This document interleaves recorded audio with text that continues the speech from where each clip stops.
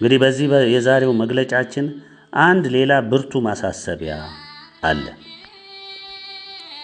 ለምትሰሙን ቤተሰቦቻችን እንዲሁም ቅን የዋህ ትሁት ለሆናችሁ ሁሉ ስለ መጪው ሁኔታ ብዙ ብለናል። አሁን በይበልጥ ግልጽ እንዲሆንላችሁም እንወዳለን። ልንነግራችሁ የወደድነው ቢኖር ስለ ኢትዮጵያ የዓለም ብርሃናዊ መንግስትነት ወይም ምንነት በግልጽ እንድትረዱ ለማድረግ ነው። ብዙ በዚህ ጉዳይ ዘርዘር ያለ መግለጫ ስላልሰጠንበት ነው። እንድታስተውሉ የሚገባው አንደኛ መጪው ሁኔታ ምን ይሆናል፣ ምንስ ይሆን የሚል የብዙዎች መንፈሳዊም ወይም ስጋዊም የሆኑ ሁሉ የሚጨነቁበትና የሚታወቁበት ሰዓት ስለሆነ የሚጠይቁት ጥያቄም ይሄ ነው። ለዚህ ደግሞ የዛሬው ፖለቲከኞች መንፈሳዊ ነን የሚሉ የሃይማኖት ተቋማት መሪዎች፣ ገዢዎችም እንኳን መልስ ሊሰጧችሁ የነገውን አዳራቸውን የሚገጥማቸው ምን እንደሚሆን የማያውቁ ሕዝበ አዳምን በጨለማ አገዛዛቸው በዲያብሎሳዊ ፍልስፍናቸው ሙሉ በሙሉ ወጥረው ቀይደው አስረውና ዓይኑንም ሸፍነው ወዴት እንደሚሄድ ምን እንደሚገጥመው እንዳያውቅ ከአምላኩም ለአንዴም ለሁሌም ተቆራርጦ እንዲቀር ያደረጉት ስለሆነ ስለ መጪው ምንም ሊሉህ አይችሉም። ምንም ሊናገሩ አይችሉም። ያው ትሰማለህ፣ በጦርነት ሰላም እናመጣለን፣ በውጊያ ሰላም እናመጣለን፣ ይህን ከልሰናል፣ ይህን ጥረናል፣ ይህ ያሻሽለናል፣ ኢኮኖሚውን እንዲቀለስ ነው። ያው አሁን በዓለም ላይ ምንድን ነው የምትሰሙት? አሁን ጀምረዋል፣ የኢኮኖሚ ጦርነት ጀምረዋል። አሸንፌ እወጣለሁ እኮ ነው። ቀጥሎ ኢኮኖሚው ጦርነት ሲከፋ ወዴት ነው አሁን የሚሄዱት? ወደ ጠመንጃ ጦርነት፣ ወደ መገዳደሉ፣ ወደ ትልልቅ መሳሪያቸውን አውጥተው ወደ መፋጀቱ ይሄዳሉ። እንግዲህ እነዚህ ናቸው ሰላም የሚያመጡላችሁ። እንዴት ነው ሰላም የሚመጣው? እዚህ በሀገራችሁ ምሳሌውን ማየት ትችላላችሁ። በመላው ዓለም በየትኛውም ሀገር የሚከሰተውን ሁኔታ ትሰማላችሁ። የመን ሰላም አለ። ሰላም ሙሉ በሙሉ ከምድር ላይ ተነስቷል። ሰላሙን የሚያመጣው እግዚአብሔር ብቻ ስለሆነ አያችሁ። በጨለማ የሚርመሰመስ ሰው ከፊቱ ገደል ይኑር፣ በር ይኑር፣ መስኮት ይኑር፣ ጉድጓድ ይጠብቀው ምን ያውቃል? ምንም አያውቅም። የዛሬው ትውልድም መሪውም ተመሪውም ምን እንደሚጠብቀው የሚያውቀው የለም። ወገኖቼ እኛ ከእግዚአብሔር የሆነውን ከጨለማ ወደ ብርሃን የሚወስደውን መጪውንም በብርሃን በእምነት የሚያይበትን መንገድ ነገር ነው፣ አመለከት ነው፣ ተጠቀምበት አልነው። በዚህ አልነው፣ እንደ ማይክሮስኮፕ ተጠቀምበት አልነው። አልሰማም፣ አልተቀበለም። ስለዚህ የዛሬው ማሳሰቢያችን ለሚሰሙን ቤተሰቦቻችን፣ ቅን የዋህ ትሁት ሕዝቦቻችን ብቻ ነው ያልነው በዚህ ነው። በመልእክት 9 በተጠቀሰው አዋጅ መሰረት የኢትዮጵያ ዓለም ብርሃናዊ መንግስት ሙሉ ስልጣን ይዞ አዋጁን የሚያስፈጽም በዚያም የሽግግር ወቅት ሕግጋተ ሥላሴን መስርቶ ከኢትዮጵያ ምድር ተነስቶ መላውን ዓለም በሕግጋተ ሥላሴ እስኪገዛ ድረስ ሥራውን በሥላሴ ፈቃድ በድንግልም ፈቃድ እየታዘዘ የሚፈጽም ብርሃናዊ መንግስት ነው። ከሽግግሩም በኋላ ከንቅለ ተከላውም በኋላ መላውን ዓለም እግዚአብሔር እስከ ወሰነለት ዘመን ድረስ የሚመራ የትንሣኤው ዘመን ብርሃናዊ የእግዚአብሔር መንግስት ነው። ሁላችሁም እንደምታስታውሱት በመልእክት 3 ስለ አስተዳደር፣ ስለ ስልጣን ተዋረድ በግልጽ ምን እንደሚሆን ተገልጿል። እንዲሁም በመልእክት 8ም ተነግሯል። እንግዲህ መጪው ዘመን ከታላቁ መከራ በኋላ የሚመጣው ሁኔታ ቸሩ መድኃኔዓለም የሚነግስበት፣ ድንግል የምትነግስበት፣ ፈቃዳቸውን የሚፈጽሙ መንግስታት፣ ገዢዎች፣ የሃይማኖታችን የተዋህዶ ኦርቶዶክስ የተወደዱ መሪዎች፣ እረኞች የሚነግሱበት ዘመን እንጂ ከእንግዲህ የጨለማ ዘመን ዛሬ የምታዩዋቸው ወደ መፈጸሚያቸው እየገሰገሱ ያሉ አገሮች መሪዎች ዘመን አይደለም፣ አይመጣም፣ የለም ከእንግዲህ ወዲህ። ሁሉም በቁማቸው ወደ ታላቁ እሳት ይጣላሉ። የዲያብሎስ ገንዘብ የሆነው ትውልድ ሁሉ ወደ እሳቱ አብሯቸው ይካተታል። የትንፍጩ ዱቄቱን አምጩ እንደሚባለው ሁሉ ምንም ቢፈጭ ቦካ ውጤቱ ዛሬ የነገርኳችሁ የሚሆን ነው። ዓለም የምትሰክነው የኢትዮጵያ ዓለም ብርሃናዊ መንግስት ስፍራውን ሲጨብጥ ብቻና ብቻ ነው። ምንም ሌላ መንገድ፣ ምንም ቀዳዳ፣ ምንም እስትንፋስ የለም። ብዙዎች መቼ ነው ይህ መንግስት የሚመጣው የሚሉ አሉ። አዎ ሊሉ ይገባል። ጭንቀቱም መከራውም እየጨመረ ሲሄድ እንደሚሉ ግልጽ ነው። አንድ ምሳሌ ልንገራችሁ። በጨለማ አድራችሁ ሊነጋ ሲል ምን ታያላችሁ? ቀስ በቀስ የጨለማው እየገፈፈ ብርሃኑ እያየለ ጠዋት ወይም ሙሉ ንጋት ይሆናል እንላለን። የኢትዮጵያ ዓለም ብርሃናዊ መንግስት አመጣጥም እንዲህ ነው። የምትወልድ ሴት አመጣ ጮኻ በጭንቅ አልፋ እንደምትወልደው ማለት ነው እና ሲገለጽ የኢትዮጵያ ዓለም ብርሃናዊ መንግስት ሲገለጽ ቀስ እያለ ነው የሚመጣው። ወደ ንጋት ልክ እንደ ሰዓት ቆጥሮ እንደሚነጋው ልክ እንደዛው ነው አመጣጡ። ሌላ ይሆናል ብላችሁ ድንገት ዱብ የሚል ነገር ይፈጠራል ብላችሁ አትበሉ። አመጣጡ በሂደት ነው ወገኖቼ። እንግዲህ የኢትዮጵያ ዓለም ብርሃናዊ መንግስት ማን ነው ለሚለው ግልጽ እየሆነላችሁ መሄድ ስላለበት ነው ዛሬ እንደ ማሳሰቢያ ያነሳ ነው።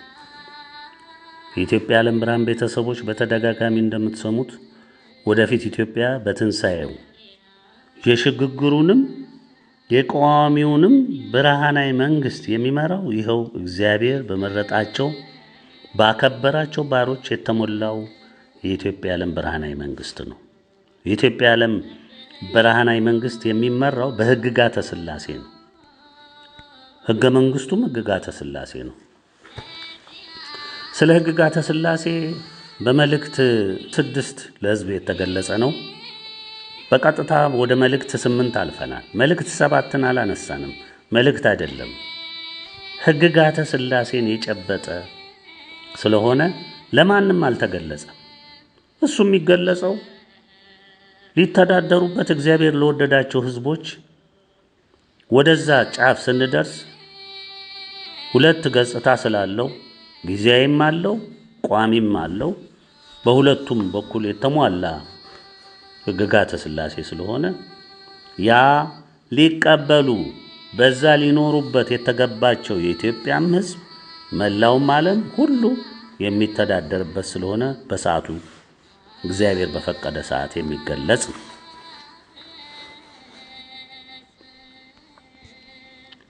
የኢትዮጵያ ዓለም ብርሃናዊ መንግስት አካሎች በዋናነት 3 ናቸው።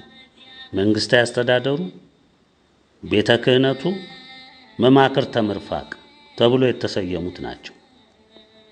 በቀጣይም ዓለምም በዚህ ህገ መንግስት በሆነው ሕግጋተ ሥላሴ ነው የሚገዛው የሚተዳደረው። ይህ ደግሞ የሚመርጡት ሳይሆን እግዚአብሔር የሚያጸናው የሚተክለው በውዴታ ግዴታ አምነውም ተገደውም የሚቀበሉት እውነት ነው። ወገኖቼ እግዚአብሔርም የድንግል ባሮች ይህንን እውነት ታውቁ ዘንድ የሚገባው ለእናንተ ለምታምኑት እንጂ የእግዚአብሔር እውነት ለካዱት አይደለም። 3ቱም አካሎች በእግዚአብሔር መንፈስ ቅዱስ እየተመሩ እየተመከሩ ህዝበ እግዚአብሔርን በብርሃናዊ መንገድ የሚመሩ ናቸው።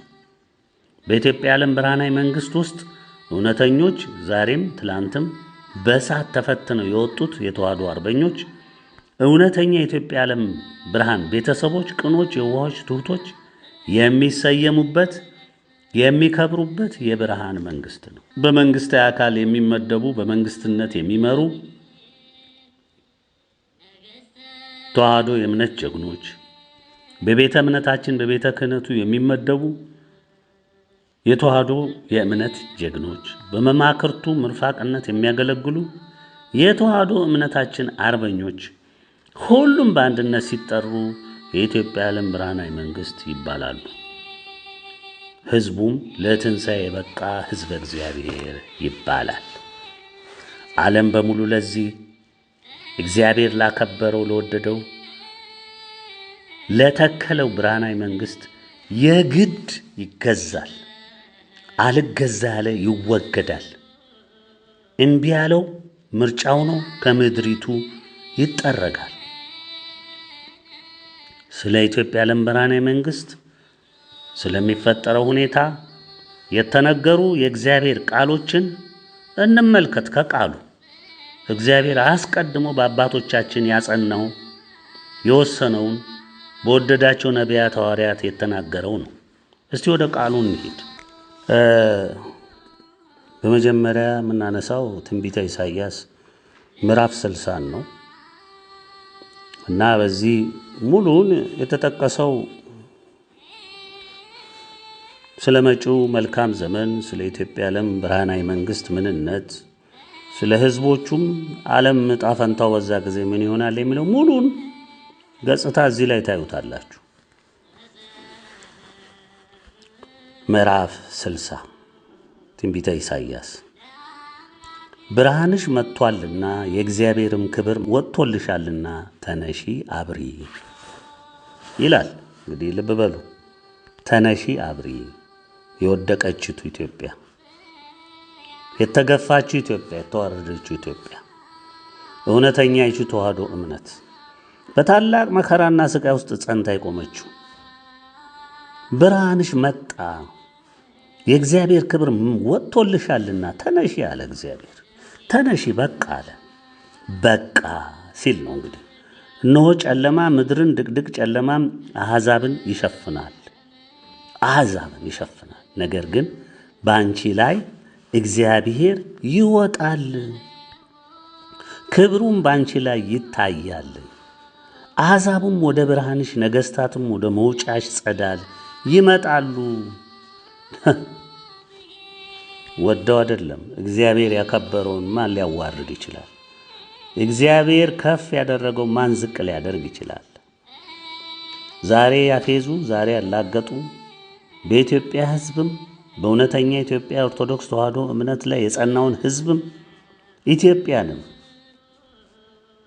ኢትዮጵያዊነትንም መገለጫዋ ሰንደቋንም የእግዚአብሔር የከበሩ ቃሎችን እነዚህን ሁሉ የሰነቀውን ከአባቶቹ ጀምሮ የጸናውን ትውልድ እግዚአብሔር ሊክስ ዛሬ ሲመጣ ሁሉም ፊቱን ወዴት አዞረ?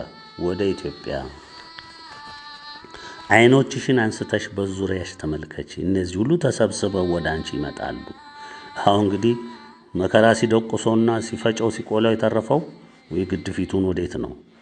ወደ መልካሚቱ ምድር ነው።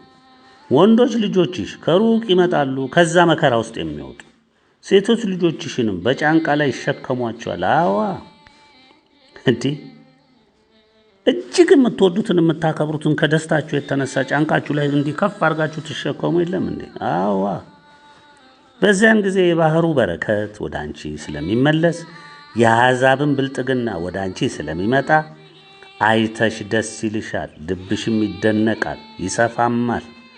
የግመሎች ብዛት የምድያምና የጌፈር ግመሎች ይሸፍኑሻል። አዎ ዛሬ ዓለም ያተረፈው ሀብት ሁሉ የፈሰሰው ሀብት ሁሉ ወደ ኢትዮጵያ ወዶም ሳይሆን በግድ ሁሉ ከሳባ ይመጣሉ። ወርቅንና ዕጣንን ያመጣሉ፣ የእግዚአብሔርንም ምስጋና ያወራሉ። አዋ ግድ ነዋ።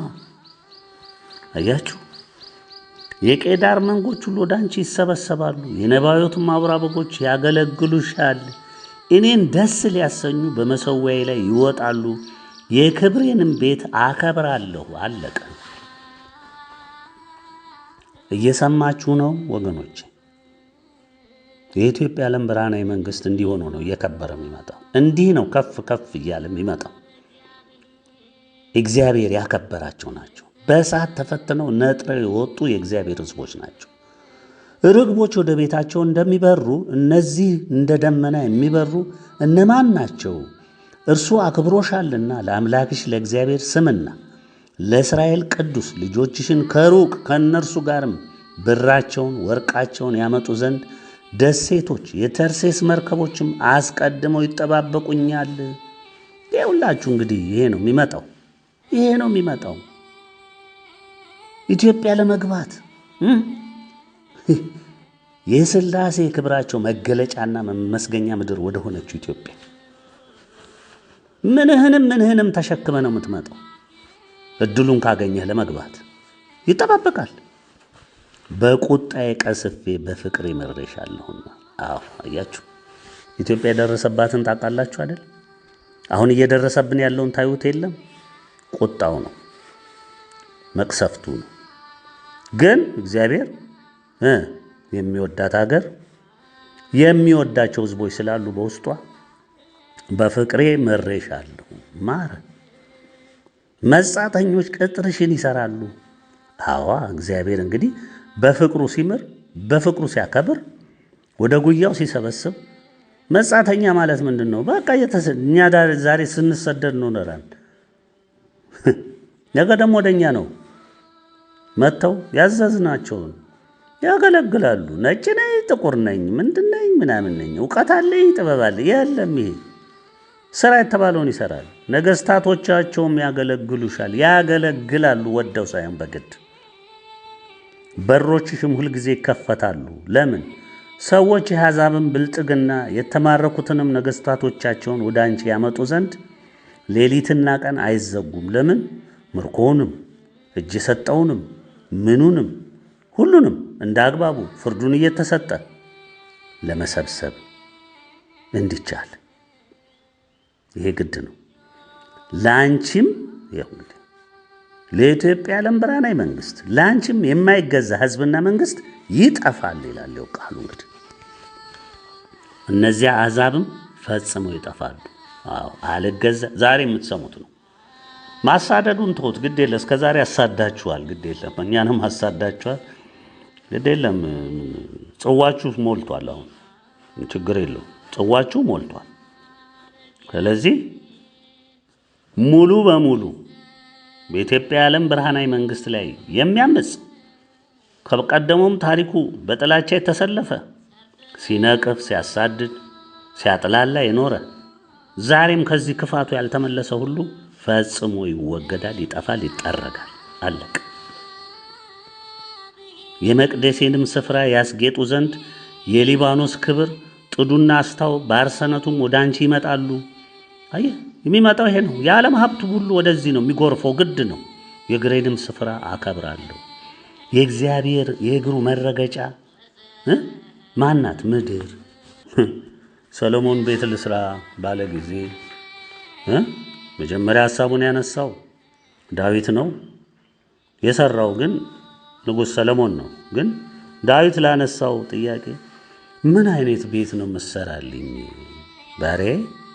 ምን አይነት ቤት? ምድር የእግሬ መረገጫ፣ ሰማይ ዙፋኔ ነው። ምን አይነት ቤት ነው የምትሰራልኝ አለው። አንተ ደም አፍሳሽ ስለሆንክ ብዙ ደም ስላፈሰስክ በእጅም ብዙ ደም ስላለ አንተ አትሰራ፣ የሚሰራልኝ ከአንተ ጉልበት የሚወጣው ልጅህ ነው ብሎ አለ። ሰሎሞን ሰራ፣ እግዚአብሔርም አከበረው። ስለዚህ ወገኖቼ የእግሬን ስፍራ አከብራለሁ። ኢትዮጵያ የሥላሴ የክብራቸው መገለጫና መመስገኛ ምድር ናት ስንላችሁ ይሄንን ነው። የእግሩ ማረፊያ ናት።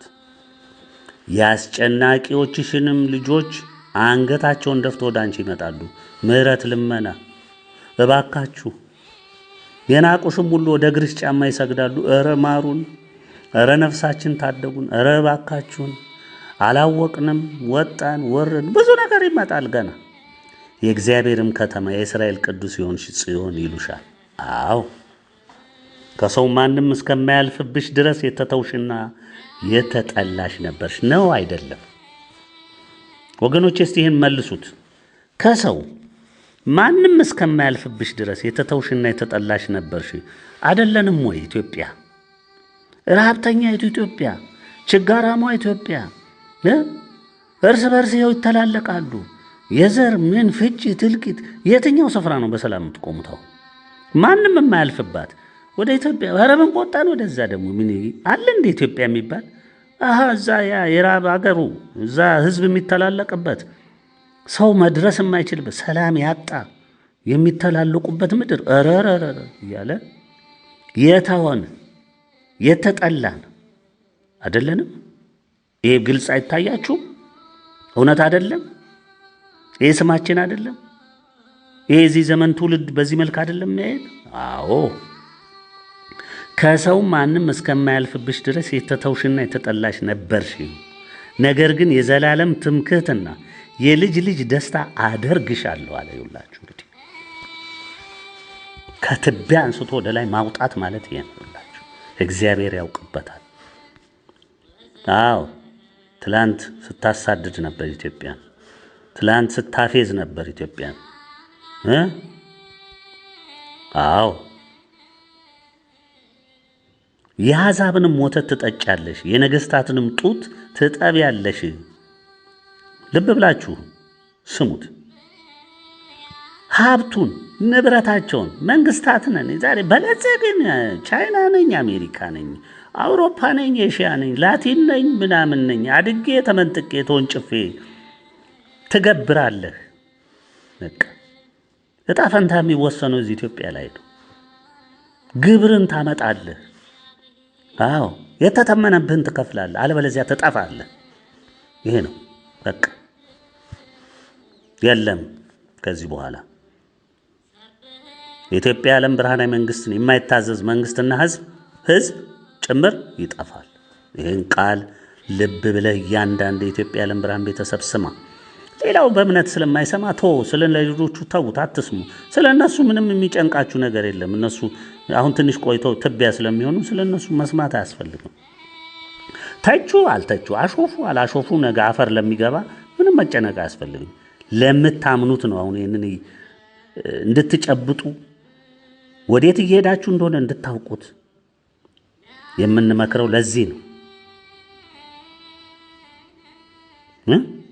የነገሥታቱንም ጡት ትጠቢያለሽ አለ እግዚአብሔር። ያላቸውን ከአካላቸው ላይ ከደከሙበት ከለፉት ላይ ግብራቸውን በግድ ይገብራሉ፣ ይታዘዛሉ፣ ሁኑ የተባሉትን ይሆናሉ።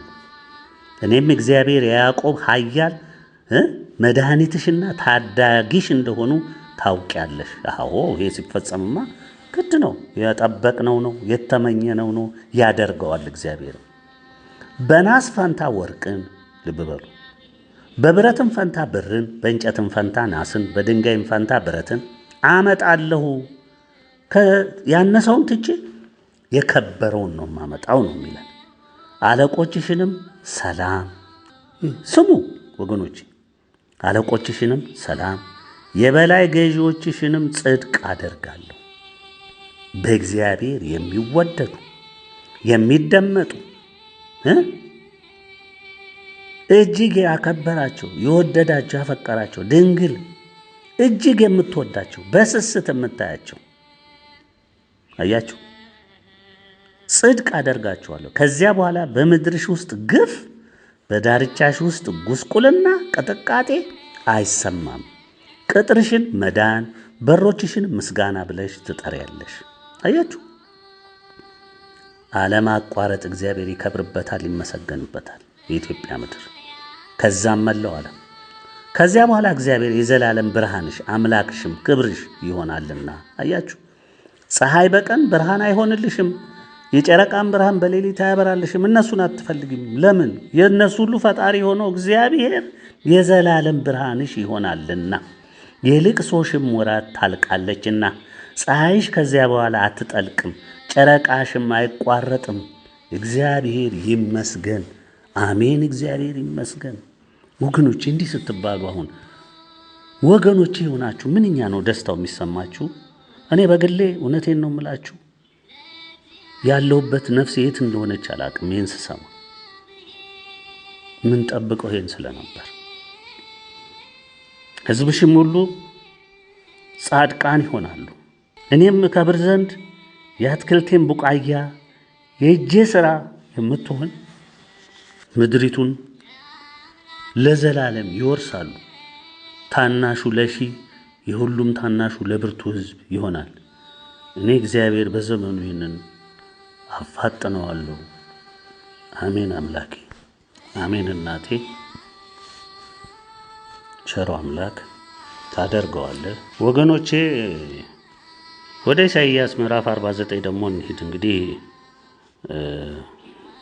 ብዙዎች ስለ ንጉሠ ነገሥት ቴዎድሮስ ወይም ስለ ንጉሠ ነገሥቱ ከእሱ ጋር ስለሚነግሱትም ጭምር ብዙ ጊዜ እንደምትሰሙት ጠላትም የቃዠውም እውነትን የያዘውም ሁሉም ሲዋቁበት የየራሳቸውን ሀሳብ ሲሰነዝሩበት የማይጠቅሱት ነገር የለም፣ የማይጥሉት የማያነሱት ነገር የለም። ብዙ ነገር ሲባል ሰምታችኋል። ይሁን እኛ እንግዲህ ከቃሉ ምን ይላል ነው፣ ስለ ራሱ የተነገረውን ነው። ደሴቶች ሆይ ስሙኝ ይላል ምዕራፍ 49። እናንተም በሩቅ ያላችሁ አሕዛብ አድምጡ። እግዚአብሔር ከማኅፀን ጠርቶኛል፣ ከእናቴም ሆድ ጀምሮ ስሜን አንስቷል። አፌንም እንደተሳለ ሰይፍ አድርጓል፣ በእጁ ጥላ ሰውሮኛል፣ እንደተሳለ ፍላጻም አድርጎኛል፣ በሰገባውም ውስጥ ሸሽጎኛል ይላል። እንግዲህ ከመግቢያው እንግዲህ ወገኖቼ እኛ ይሄንን ብለን አይደለም የምንለው። እኛ የኢትዮጵያ ዓለም ብርሃን ቤተሰቦች መልእክት አድራሾች፣ እግዚአብሔር የነገረንን ወደ እናንተ የምናደርስ ነን። እውነትን ጨብጣችሁ በእውነቱ ላይ እንድትሄዱ፣ ያንንም እውነት በእምነት እንድትጠብቁ፣ በተስፋ እንድትጸኑ፣ በፍቅር አስራችሁ የፍቅር ተጓዥ እንድትሆኑ፣ እግዚአብሔር የፍቅር አምላክ ነውና ፍቅርም ነውና እውነቱን ጨብጣችሁ በእምነት በተስፋ በፍቅር እንድትኖሩ የተሰበላችሁን ክብር የጠበቃችሁትን ተስፋ ሁሉ እንድታገኙ እግዚአብሔር የራሱን ሰዎች ያነሳል። የራሱን ሰዎች ከፍ ከፍ ያደርጋል፣ ይሾማል፣ ያመጣል። እኛ ይህንን ነው እየነገርናቸው ያለ ነው። እኛ የቀዳማዊ እረኞችም ሆን ታናናሾችም ሆን እኛ እንዲህ ነን አላልንም። ዛሬ ላለው አገልግሎት ግን እኛ በቀዳሚነት የተሰለፍነው በቀዳሚ፣ ተከትሎ ያለውም ተከትሎ፣ ምእመኑም ቤተሰባችን አንድ ሆነን እንደ ወንድማማች እየታየን እየተጓዝን ያለ ነው። ከውስጡ ከየትም ከምንም ያምጣ እግዚአብሔር ሿሚው ራሱ ነው። ስለዚህ ይህም በተነሳ ቁጥር ወደ ሌላ ሐሳባችሁ አይሄድ። እግዚአብሔር ያመጣውን በጸጋ ከመቀበል ውጭ በሰገባው ውስጥ ሸሽጎኛል። እርሱም እስራኤል ሆይ አንተ ባሪያዬ ነህ፣ በአንተም እከብራለሁ አለኝ። እኔ ግን በከንቱ ደከሙ፣ ምንም ጥቅም ለሌለውና ለከንቱ ጉልበቴን ፈጀው። ፍርዴ ግን በእግዚአብሔር ዘንድ ዋጋዬም በአምላኬ ዘንድ ነው አሉ። አሁን እንዲህ የሚል ባሪያ ነው የሚያመጣው እግዚአብሔር። እንግዲህ ዝም ብሎ የሚመጣ ነገር አይደለም። ብዙ ደክሞ ብዙ ተሰቃይቶ ብዙ ዋጋ ከፍሎ የሚመጡ ባሮች ናቸው እንግዲህ በፊታችሁ የሚመጡት፣ ዝም ብሎ አይደለም። አሁን በእግዚአብሔር ዓይን ከብር ያለውና አምላኬም ጉልበት ሆኖኛልና ያዕቆብን ወደ እርሱ እንድመልስ፣ ያዕቆብን ሲል የእግዚአብሔርን ሕዝቦች ማለት ነው፣ እስራኤልም ወደ እርሱ እንድሰበስብ ባሪያ ሆነው ዘንድ ከማኅፀን ጀምሮ የሠራኝ እግዚአብሔር እንዲህ ይላል። ከማኅፀን ጀምሮ እግዚአብሔር ሲመርጥ ከማኅፀን ጀምሮ ነው። ስለዚህ ቃል ደግሞ በዳዊት ውስጥ አለላችሁ። ዳዊት በመገረም ለእግዚአብሔር ምንድን ነው ያለው? ገና በእናቴ ማኅፀን አጥንትና ደም ሆኜ ሳልዋደድ በፊት ሳልጸነስ በፊት በአንተ ዘንድ ታወቅሁ አለ። እንግዲህ ሚስጥሩ የገባው ነቢዩ ንጉሥ ዳዊት ይህንን ተናግሯል። ይሄም ቃል የሚነግረን ይህን ነው። ከማኅፀን ጀምሮ የሠራኝ እግዚአብሔር እንዲህ ይላል፣ እርሱም የያዕቆብን ነገዶች እንድታስነሳ ከእስራኤልም የዳኑትን እንድትመልስ። ይኸውላችሁ ከእስራኤልም የዳኑትን እንድትመልስ፣ የዳኑ እንዳሉ ሁሉ የሚጠፉም እንዳሉ ወቁ። ባሪያዬ ትሆን ዘንድ እጅግ ቀላል ነገር ነውና እስከ ምድር ዳር ድረስ መድኃኒት ትሆን ዘንድ ለአሕዛብ ብርሃን አድርጌ ሰጥቻለሁ ይላል። የእስራኤል ታዳጊ ቅዱስም እግዚአብሔር ሰዎች ለሚንቁት ሕዝብም ለሚጠላው ለገዦች ባሪያ እንዲህ ይላል፣ ስለ ታማኙ ስለ እግዚአብሔር ስለ መረጠህም ስለ እስራኤል ቅዱስ ነገሥታት አይተው ይነሳሉ፣ መሳፍንትን አይተው ይሰግዳሉ። እግዚአብሔር እንዲህ ይላል፣ በተወደደ ጊዜ ሰምቼሃለሁ፣ በመድኃኒትም ቀን ረድቼሃለሁ። እጠብቅህም አለው ምድርንም ታቀና ዘንድ ውድማ የሆኑትንም ርስቶች ታወርስ ዘንድ የተጋዙትን ውጡ፣ በጨለማም የተቀመጡን ተገለጡ ትል ዘንድ ቃል ኪዳን አድርጌ ለሕዝብ ሰጥቻለሁ። ወገኖቼ እንግዲህ ከዚህ በላይ ግልጥ ሆኖ የሚነገር ምን ቃል ፈለጋችሁ? ሌላ ምንም ማዟዟር እኮ አያስፈልጋችሁም። እምነት የሌለው እኮ ነው መከራውን የሚበላው። ምድሩን ስንቱን መጽሐፍ ሲመረምር ይውላል መሰላችሁ? ሲያገላብጥ ይውላል፣ ያንጠቅሳል። ይሄ በተለይ አሁኑ ጊዜ ወገኖቼ የማህበራዊ ሚዲያ ተመቸው። በቃ የማይቀባጥሩት ነገር የለም። አንድ እኮ ነው ተነገረ። በቃ እኮ ቃል ኪዳኔን አድርጌ ለሕዝብ ሰጥቻለሁ። በመንገድም ላይ ይሰማራሉ፣ ማሰማሪያቸውን በሆነ ኮረብታ ሁሉ ላይ ይሆናል። የሚራራላቸውም ይመራቸዋልና፣ በውሃም ምንጮች በኩል ይነዳቸዋልና፣ አይራቡም አይጠሙም። ትኩሳት ወይም ፀሐይ አይጎዳቸውም። በኢሳይያስ ምዕራፍ 60 ያልኳችሁን ተመልከቱት። ይኸው እዚህም ደግሞ መሪው ምን እንደሚሰራ፣ በሱ መሪነት ምን እንደሚፈጠር፣ እግዚአብሔር መንፈስ ቅዱስ ምድሪቱ እንደሚመራ፣ ጌታችን መድኃኒታችን ኢየሱስ ክርስቶስ ቸሩ መድኃኔዓለም በምድሪቱ በባሮቹ ላይ በእግዚአብሔር መንፈስ ቅዱስ እንደሚነግስባት፣ እግዚአብሔር አብ፣ እግዚአብሔር ወልድ፣ እግዚአብሔር መንፈስ ቅዱስ በባሮቻቸው ላይ በአገልጋዮቻቸው ላይ ነግሰው ከብረው በኢትዮጵያ እንደ ፀሐይ አበርተው ለዓለም ሁሉ ብርሃናቸውን ዘርግተው ዓለምን ይገዙታል። አያችሁ፣ የሚራራላቸውም ይመራቸዋልና፣ በውሃም ምንጮች በኩል ይነዳቸዋልና፣ አይራቡም አይጠሙም፣ ትኩሳት ወይም ፀሐይ አይጎዳቸውም። ተራሮቼንም ሁሉ መንገድ አደርጋለሁ። መሰናክል የለም። በቃ ተራራ ነኝ ብሎ እንዲህ መሰናክሎኝ ይቆማል ያለ መንገድ ነው የሚሆነው። ጠረጋ ጎዳኖቼም ከፍ ከፍ ይላሉ። እነሆ እነዚህ ከሩቅ እነሆም እነዚህ ከሰሜንና ከምዕራብ እነዚህም ከሲንም ሀገር ይመጣሉ። እግዚአብሔር ሕዝቡን አጽናንቷልና ለችግረኞቹም ራርቷልና። ሰማያት ሆይ ዘምሩ፣ ምድር ሆይ ደስ ይበልሽ፣ ተራሮችም ሆይ እልል በሉ። አሜን። ጽዮን ግን እግዚአብሔር ትቶኛል፣ ጌታም ረስቶኛል አለች። በውኑ ሴት ከማጸኗ ለተወለደው ልጅ እስከማትራራ ድረስ ሕፃኗን ትረሳ ዘንድ ትችላለችን? አዎን እርሷ ትረሳ ይሆናል፣ እኔ ግን አልረሳሽም። እነሆ እኔ በእጄ መጽሐፍ ቀርጬሻለሁ፣ ቅጥሮችሽም ሁልጊዜ በፊት ያሉ። ልጆችሽ ይፈጥናሉ፣ ያፈርሱሽና ያወደሙሽ፣ ያፈረሱሽና ያወደሙሽ ከአንቺ ዘንድ ይወጣሉ። እየሰማችሁ ነው አጥፊዎች፣ ከንቶች። እንነግሳለን፣ ንጉሥ ነን፣ ብልጽግና ነን፣ የዓለም መሪ ነን፣ ፕሬዚዳንት ነን፣ ጠቅላይ ሚኒስቴር ነን። ይህን ዘር ይዘን ዓለምን አፍሪካን ጠቀልላለን። ቀባጣሪዎች ሁሉ ምንኛ ነው እንዶ እግዚአብሔር ይገርመኛል። እኔ እንዲህ ሰይጣን እንዲንገስባችሁ የአረቦችን ተማምናችሁ የአረብን ወስላታ ተማምናችሁ ከብር በስተቀር ምን አላቸው? ባዶ ጭንቅላቶች፣ የዲያብሎስ መፈንጫዎች። ለእነሱ አሽከርነት አድራችሁ የምትጠፉ ጉዶች። አያ ቃሉ ነው። ልጆችሽ ይፈጥናሉ፣ ያፈርሱሽና ያወደሙሽ ከአንቺ ዘንድ ይወጣሉ። በቃ አለቀ። ትወጣለህ፣ ትጠረጋለህ። ዓይንሽን አንስተሽ በዙሪያሽ ተመልከች። እነዚህ ሁሉ ተሰብስበው ወደ አንቺ ይመጣሉ። እኔ ሕያው ነኝና እነዚህን ሁሉ እንደ ጌጥ ትለብሻቸዋለሽ። አዎ ያመኑትን ምሕረት የተቀበሉትን እግዚአብሔር በርኅራኄ የተመለካ እንደ ሙሽራም ትጎናጸፊያቸዋለሽ ይላል እግዚአብሔር። በአድማሽና ውድማሽ ወናም የሆነው ምድርሽ ከሚኖሩብሽ የተነሳ ዛሬ ጠባብ ትሆናለችና የዋጡሽም ይርቃሉና፣ የወላድ መካን ከሆንሽ በኋላ የተወለዱልሽ ልጆች በጆሮሽ ስፍራ ጠቦኛልና እቀመጥ ዘንድ ቦታ አስፊልኝ ይላሉ።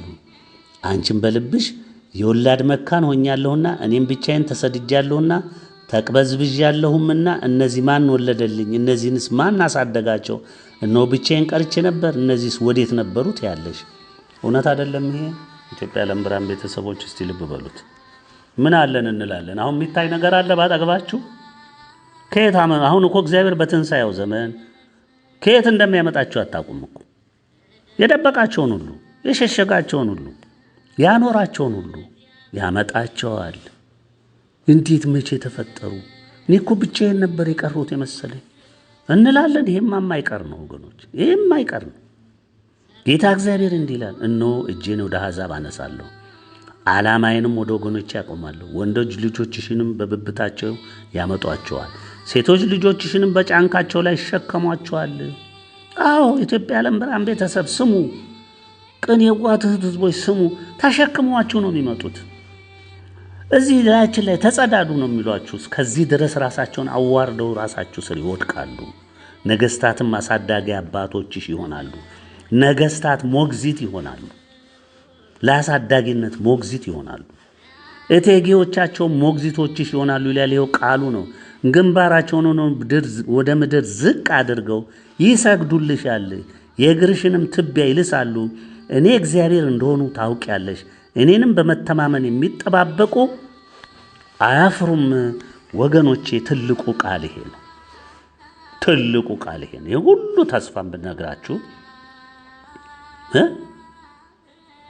እኔም እግዚአብሔር እንደሆኑ ታውቂያለሽ።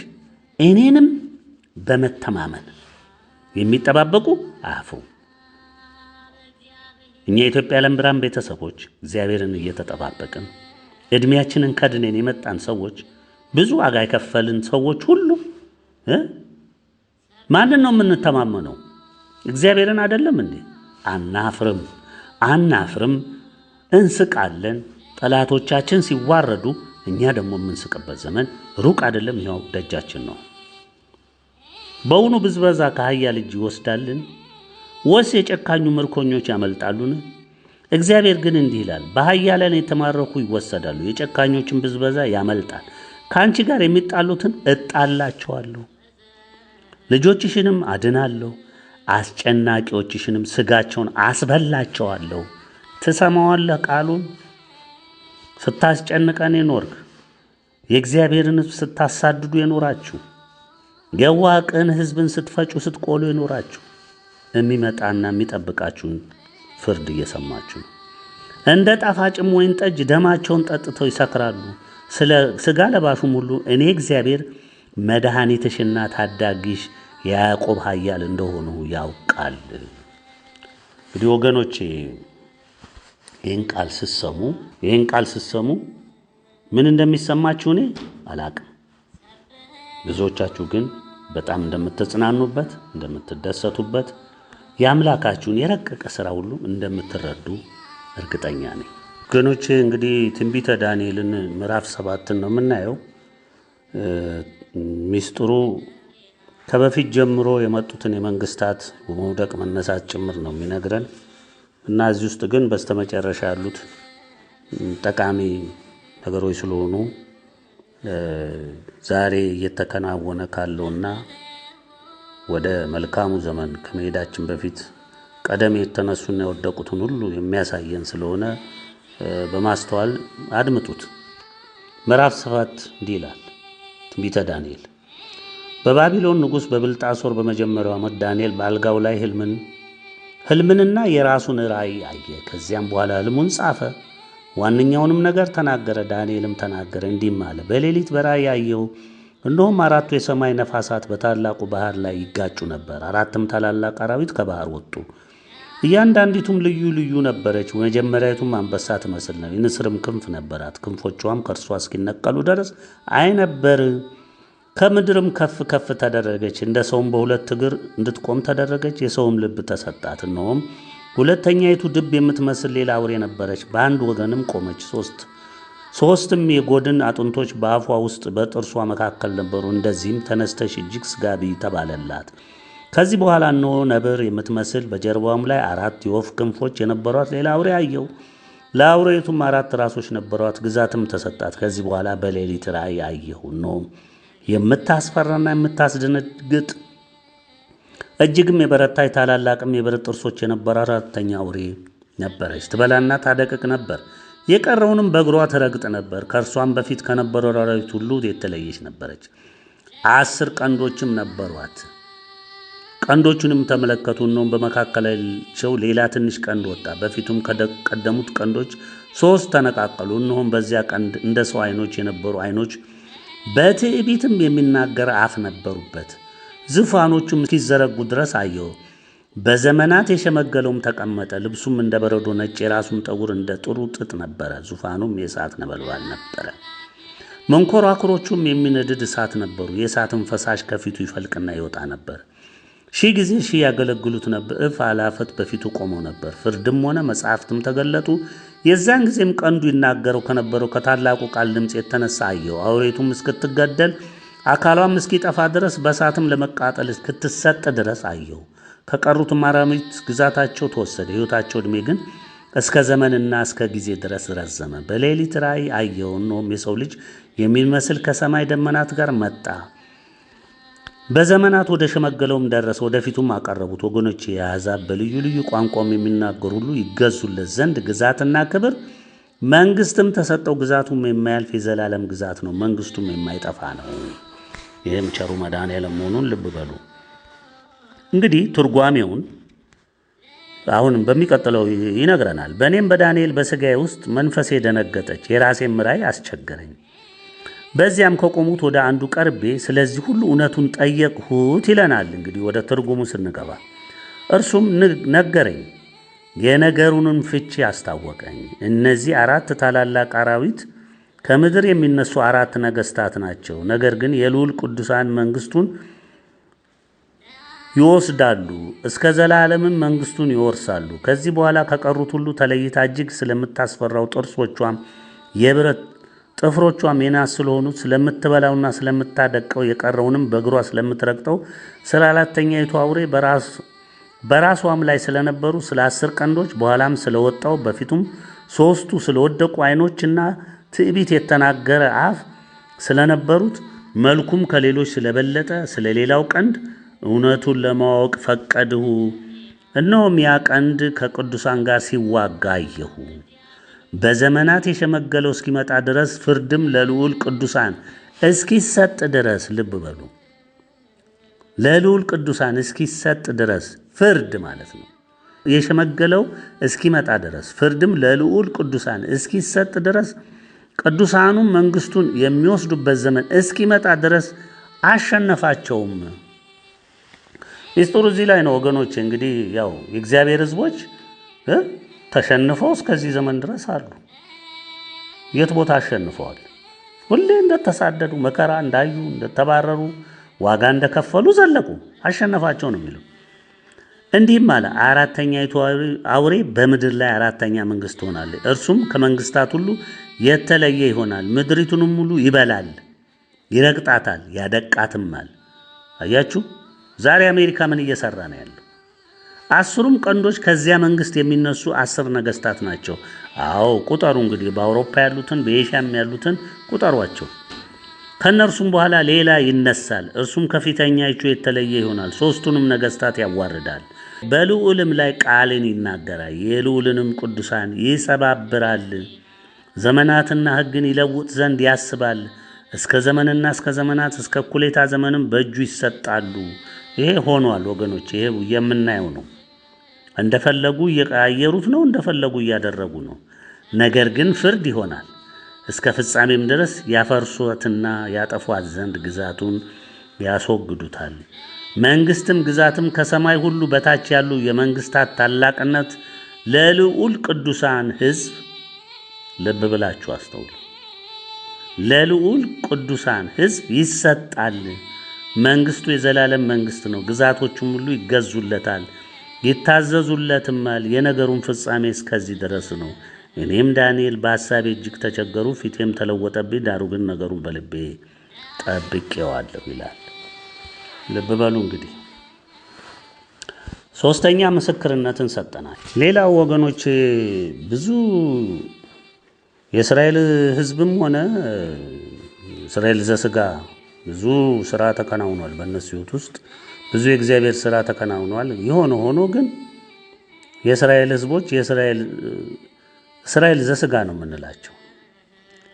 እግዚአብሔር ኢትዮጵያን የሚመለከትበት ዓይንና ሌሎችን የሚያይበት ዓይን ልዩነት አላቸው ወገኖች። እኛ አይደለንም ይህንን ያልነው፣ ቃሉ ነው ይህንን የሚነግረን። የኢትዮጵያ ሕዝብ ለእግዚአብሔር ለየት ያለ ሕዝብ ነው። መልካሙ የሚታመንበት ሕዝብን ማለታችን እንጂ ሌባው ቀጣፊው ዛሬ የሚያጠፋውን ምናምኑን ማለታችን አይደለም። በቃሉ ትንቢተ አሞጽ ላይ እንዲህ ይነግረናል። ምዕራፍ 9 ትንቢተ አሞጽ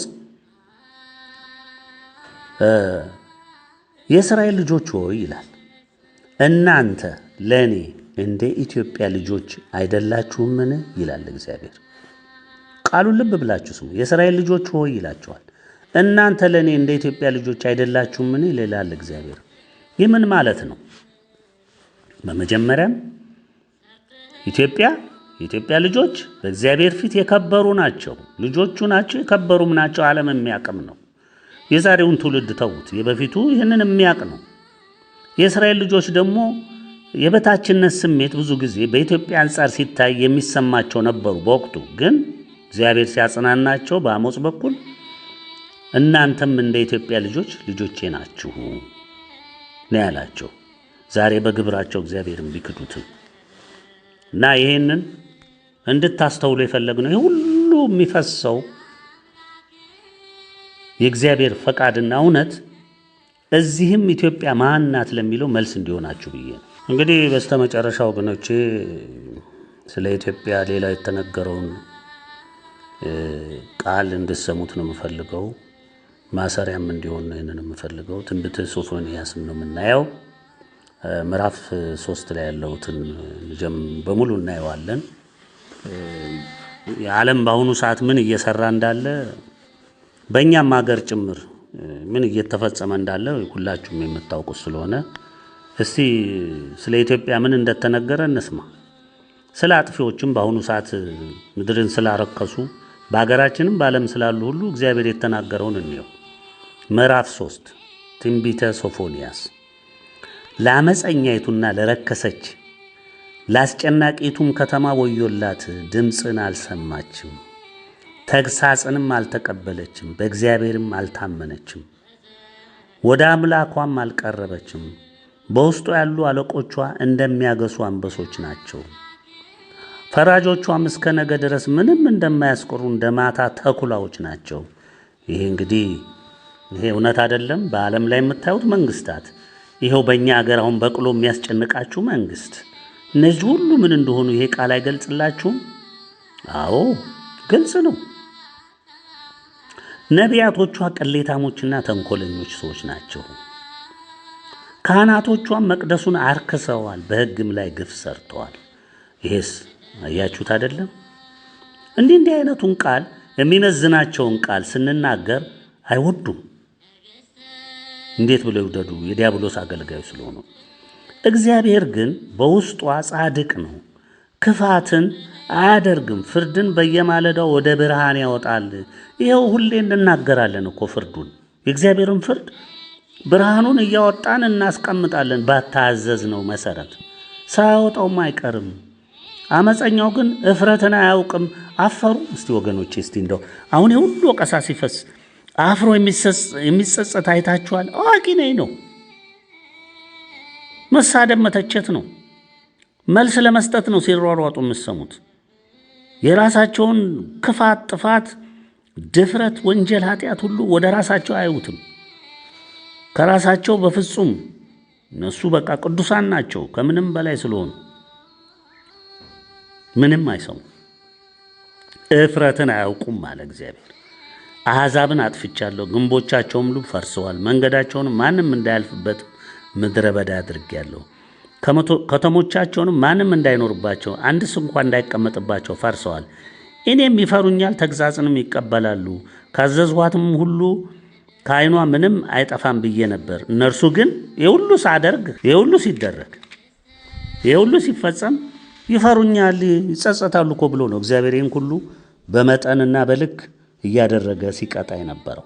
ከተሞቹንም ሲያፈርስ፣ ግንቦቻቸውን ሲንድ፣ ምንም አቅም እንደሌላቸው አውቀው ተጸጽተው እንዲመለሱ ነበር፣ ግን አይሰሙም። አያችሁ። እነርሱ ግን በማለዳ ተነስተው ድርጊታቸውን ሁሉ አረከሱ ይላል።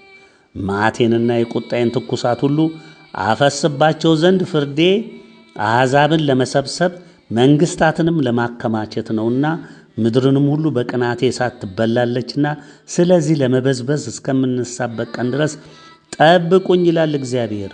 አለቀ። ይኸው እንግዲህ ዛሬ እየተናገርን ያለነውን መጥቷል። እውነቱም ይሄ ነው። በዚያን ጊዜም አሕዛብ ሁሉ አንድ ሆነው እግዚአብሔርን ያገለግሉት ዘንድ ስሙን እንዲጠሩ ንጹሕን ልብ ልሳን እመልስላቸዋለሁ። አያችሁ፣ ከኢትዮጵያ ወንዞች ማዶ የሚማልዱኝ የተበተኑት ሴቶች ልጆቼ ቁርባኔን ያመጡልኛል። በዚያን ጊዜ እየታበዩ የሚፎክሩትን ከመካከልሽ አወጣለሁና፣ አዎ ከኢትዮጵያ ምድር ጥርግ በቃ። አንቺም በቅዱስ ተራራይ ዳግመኛ አትኮሪምና በዚያን ቀን በእኔ ላይ ተላልፈሽ በሠራሽው ሥራ ሁሉ አታፍሪም። ንስሐ ገብተን ተጸጽተን በእግዚአብሔር ጉያ የተሰበሰብን ምንም የምናፈረው ነገር የለም። ማራ እግዚአብሔር በቁጣዬ ቀስፌሽ በፍቅሬ ምሬሻለሁ ያለው ቃል ይሄ ነው። በመካከልሽም የዋህና ትሑት ሕዝብን አስቀራለሁ። በእግዚአብሔር ስም ይታመናሉ። የእስራኤል ቅሬታ ኃጢአትን አይሰሩም፣ ሐሰትንም አይናገሩም። በአፋቸውም ውስጥ ተንኰለኛ ምላስ አይገኝም። እነርሱም ይሰማራሉ፣ ይመሰጉማል፣ የሚያስፈራቸው የለም።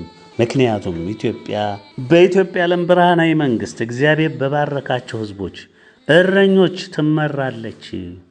የኢትዮጵያ ዓለም ብርሃናዊ መንግሥት ማለት ይሄ ነው ወገኖች። ይህን ነው የምንነግራቸው። የጽዮን ልጅ ሆይ ይላል ዘምሪ፣ እስራኤል ሆይ እልል በል። የኢየሩሳሌም ልጅ ሆይ በፍጹም ልብሽ ሐሴት አድርጊ፣ ደስ የሚበልሽ። እግዚአብሔር ፍርድሽን አስወግዷል፣ ጠላትሽንም ጥሏል። የእስራኤል ንጉሥ እግዚአብሔር በመካከልሽ አለ። ከእንግዲህ ወዲህ ክፉ ነገርን አታይም። በዚያን ቀን ለኢየሩሳሌም ጽዮን ሆይ አትፍሪ፣ እጆችሽም አይዛሉ። አምላክሽ እግዚአብሔር በመካከልሽ ታዳጊ ኃያል ነው። በደስታ ባንቺ ደስ ይለዋል፣ በፍቅሩም ያርፋል። በእልልታም ባንቺ ደስ ይለዋል ይባላል። ይህ ይሆናል። ከጉባኤው ርቀው የሚያዝኑትን ከአንቺም የሆኑትን እሰበስባለሁ። ልብ በሉ እንግዲህ ይህን ቃል ኢሳይያስ ምዕራፍ 60 ምንድን ነው የሚለው? ሄዳችሁ ማየትም ይመጣል። ካለም ሁሉ ስድብ እንደ ሸክም ከብዶባቸው ነበር። ኢትዮጵያውያን አሁን በሄዱበት ሁሉ የራብ ልጆች፣ ስደተኞች፣ አረብ ሀገር ብትሄዱ፣ አውሮፓ ብትሄዱ ምንድን ነው የሚባሉት? ውጡ፣ ሚግራንት፣ ምንትስ እያሉ የሚሰድቧቸው። በዚያ ዘመኑን ባስጨነቁሽ ሁሉ ላይ አደርግባቸዋለሁ።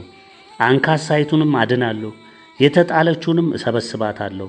ባፈሩበት ምድር ሁሉ ላይ ለምስጋናና ለከበረ ስም አደርጋቸዋለሁ። ይሄ ነው ደግሞ ትልቁ ነጥብ ወገኖች። ባፈሩበት በኢትዮጵያ ብቻ አይምሰልህ፣ በመላው ዓለም ላይ እግዚአብሔር ነገ ሲክስ ወገኖቹን ሲሰበስብ የኢትዮጵያ ዓለም ብርሃን ቤተሰቦች በመላው ዓለም ያላችሁ ሁሉ ልብ ብላችሁ አድምጡ።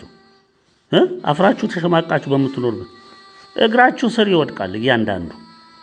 ነጭ ነኝ ጥቁር ነኝ መልኩን እየጠቀሰ በዘር እየተካለለ ነጭ ዘር፣ የጥቁር ዘር፣ ይሄ ጥቁር ነው፣ ይሄ ነጩ ነው የበላይ ምናምን፣ ይሄ ሁሉ ተሰብስቦ በኢትዮጵያ ብርሃናዊ መንግሥት ስር ጫማ ስር በምዕመኗ ጫማ ስር ወድቆ ይሰግዳል፣ ይንበረከካል፣ ያለቅሳል፣ ፍርዱን ይቀበላል፣ ያገለግላል። ባሪያ ሆኖ ያገለግላል። ግልጹን ነው የምነግርህ። ባሪያ ሆኖ ያገለግላል። በዚያን ዘመን አስገባችኋለሁ፣ በዚያ ዘመን እሰበስባችኋለሁ፣ ምርኳችሁንም በዓይናችሁ ፊት በመለሱ ጊዜ በምድር አሕዛብ ሁሉ መካከል ለከበረ ስምና ለምስጋና አደርጋችኋለሁ ይላል እግዚአብሔር።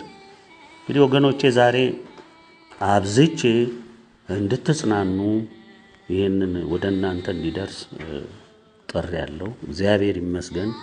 የተናገረው እግዚአብሔር ነው፣ የሚያጽናናችሁም እግዚአብሔር ነው፣ እንድትሰሙት የሚወደደው እግዚአብሔር ነው። የኢትዮጵያ ዓለም ብርሃናዊ መንግሥት ስር ታቅፋችሁ ለመኖር እግዚአብሔር ያድላችሁ። መንፈሳዊውን አመራር ለማየት ያብቃችሁ። የከበሩትን የእግዚአብሔር ሕዝቦች ለማየት ያብቃችሁ። ያልታደላችሁ እናዝናለን፣ የተጎዳችሁ እናዝናለን። አልተጸጸታችሁም፣ አልሰማችሁም፣ ናቃችሁ። እንግዲህ ምን እንበል ወገኖቼ? የኢትዮጵያ ዓለም ብርሃን ቤተሰቦች፣ ቅን የዋህ ትሑት ሕዝቦች በመላው ዓለም ሁሉ ያላችሁ፣ በኢትዮጵያም በየትም ያላችሁ ሁሉ ወገኖቼ፣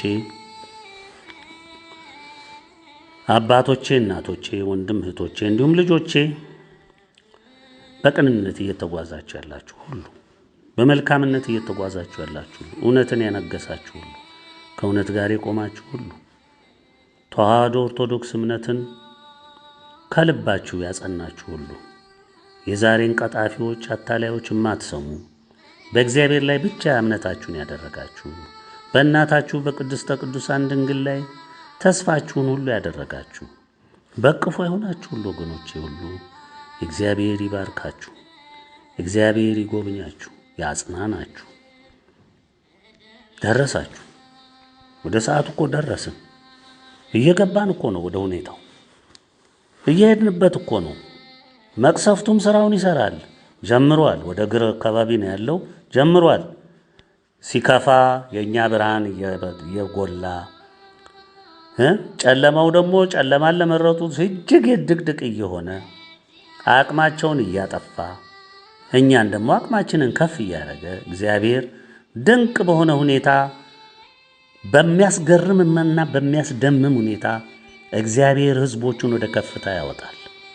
በሚያስገርም ሁኔታ እግዚአብሔር ሕዝቦቹን ወደ ከፍታው ወደ ታሰበለት ወደ እውነቱ ዓለምን ወደ መግዛቱ ለዓለም ብርሃን ወደ መሆኑ ፈቃዱና ትእዛዙ ወደሚፈጸምበት ማማ ላይ እንዲወጡ ያደርጋል እግዚአብሔር።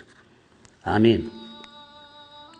ለ2017 ዓመተ ምህረት ለአብይ ጾም በቅተን ጾመን ከእግዚአብሔር ጋር ተገናኝተንበት በንስሐም ወድቀን ጥያቄም ጠይቀን በጎን ሁሉ ሰምተን ከላያችን ላይ ያለውን ጉድፍ አስወግደን እግዚአብሔርን አክብረን ጾሙን ጨርሰን ለትንሣኤው ማክበር ያበቃን እግዚአብሔር የተመሰገነ ይሁን።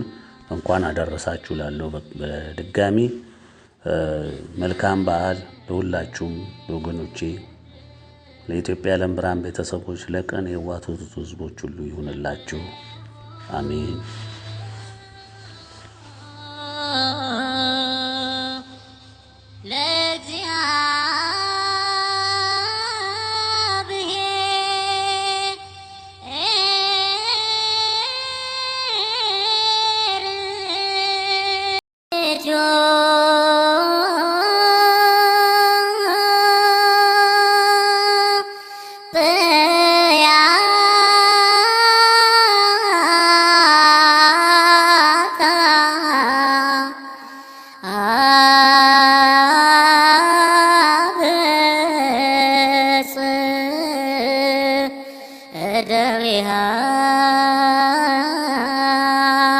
እግዚአብሔር ነገሥተ ምድር ሰብሕዎ